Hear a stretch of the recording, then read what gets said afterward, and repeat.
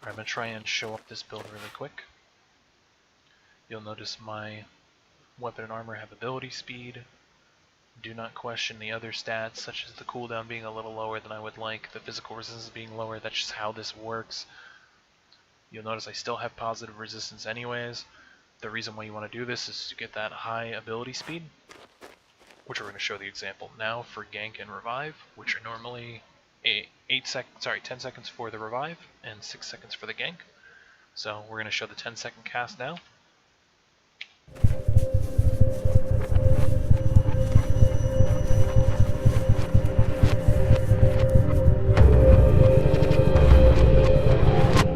And we look down here at resurrect. It is 10 seconds, but because your ability speed is 70.8% increased over the 1000, so you would cast 70.8% faster, just like your gank, which would normally be 6 seconds. Which is why this build has a lot easier time than anything else to be able to perform a gank or a revive. So even if you were fighting multiple people, if you can get those ganks or revives going and an enemy does not pay attention to it, that might be trying to make sure that they can get that gank on your ally, or if they're trying to get a revive on an ally rather than allowing you to gank, they have to pay attention to you at all times, otherwise you will get those off. Now, to go over what's on this build, Juggernaut, when you use it, it gives you a flat HP increase. This has to be level 20 when you're using it. It's only really for solo. When you use Meditate, it will dispel that effect. You will not keep the 800 HP, and it will dispel any dots or buffs on you, but it will make you take 30% more damage. So you will still be able to get a damage over time effect on you while you have meditation on you. So do not expect Meditate to save you. It's really just one where if you can get away from the enemy, or they try to run away and you need that extra health really quickly, you can pop this and be able to get your health up pretty fast to be able to get right back into the fight if they do come back afterwards. As for your other abilities, your aggressive leap, when you use it, it will silence you for a little over half a second. I would say a full second is the best way to describe it. I don't know why it silences you, it just does. Your barge, depending on your playstyle, you can decide to leave this at rank 0. I like leveling this up if I can. I would say leveling this up to level 10 is pretty ideal for the route duration and the run speed increase. But it's really up to you. Leveling it up to 10 will reduce the cooldown by 1 second. Leveling it up to 20 will reduce it by 2 seconds. And obviously your cooldown will play into effect after that. Your dampening field will increase the cooldown timer. So if they have a 30-second cooldown timer, they will now have a 45-second cooldown timer if it is casted while they are in this field. So that will make it harder for someone in solo or in group play to be able to do DPS to you or your allies. But of course, any allies in the area will also be affected, so please be mindful of that. That should pretty much cover everything under, everything under your bar that you can use under Splint Mail. Now we're going to go over the weapon abilities that you're going to be able to use, which is Shatter, which is pretty much your free slot, but you have it on your bar anyways, because even at level 1 it's going to be viable. Ravage, another ability that's still viable, level 1, and Burning Hook. Shatter will increase the amount of damage that target takes for the duration. If you keep it at rank 0, it'll do 20% more damage on all attacks on that target for the duration. Obviously right now I have it at level 10, so it does 30%. Your Ravage will root up to 3 targets to my knowledge in that area, which is pretty handy. Still a 1.6 second root. The damage isn't super high, but at the same time leveling it is not going to give you a whole lot of damage either, so it's still going to be a viable choice.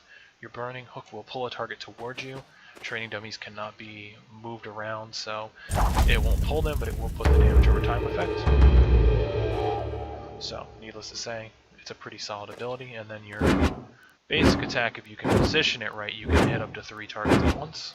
So you have to be mindful how to position yourself for that to hit 3 targets if they're spread out like this. but if you can get them all together, that's pretty solid. Oh yeah, and I probably didn't show off Barge, but that's so you can see the amount of movement speed you actually have when you're using Barge, and the amount of uptime when you reduce its cooldown is pretty nice. But let's go ahead and grab the support ability, so I'll try and make this video a little shorter than I would like it to be. Let's see.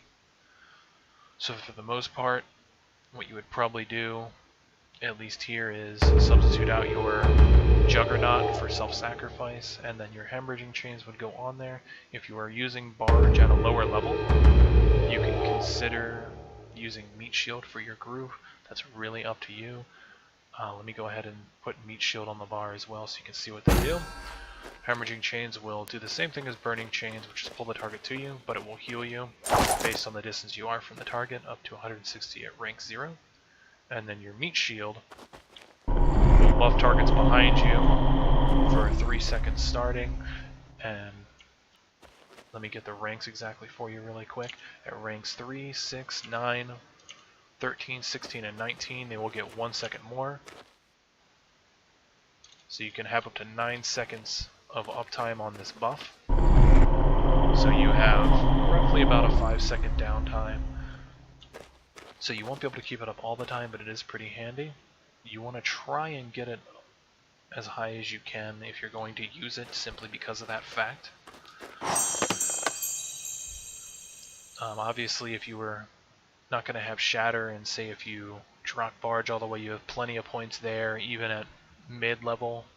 This is more so of end game, like right before the end of the server, so this is very unlikely because they only have a month time span, so that's really sad to say, but you won't be able to probably do this build in every situation. So Meat Shield is probably something you will ignore, since Cloth has a superior damage reduction ability. So, that being said, this is pretty much how a support build is going to look for War Scythe. And then your Spear and Shield for solo play is going to be a little different, which really just means their weapon skills. We've already shown you Juggernaut and everything else. You're going to have Lunge for your gap closer. You are definitely going to have Forceful Throw or Pin Down, depending on how you want to play it. I would say Forceful Throw for the burst, since Pin Down doesn't do as much damage, but at the same time, if you miss Pin Down, you're not going to get silenced.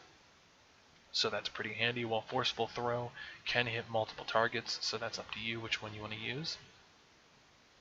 As for the only other ability you would probably use on this in that situation, pretty much would go between Pin Down and Shield Bash. Granted, that's really up to you how you want to build that and how you want to play that. And if you want to know how these abilities work, since I want to try and keep this video short, you can go ahead and check the Spear and Shield video for builds to be able to see what those abilities are, because I don't want this video being that long. Anyways, hope this helps people build a proper Splint Mail build to be able to actually enjoy this armor, but really, it's a hard armor to actually play. It's not very viable in solo play. It's more viable in group play. So, thanks for watching.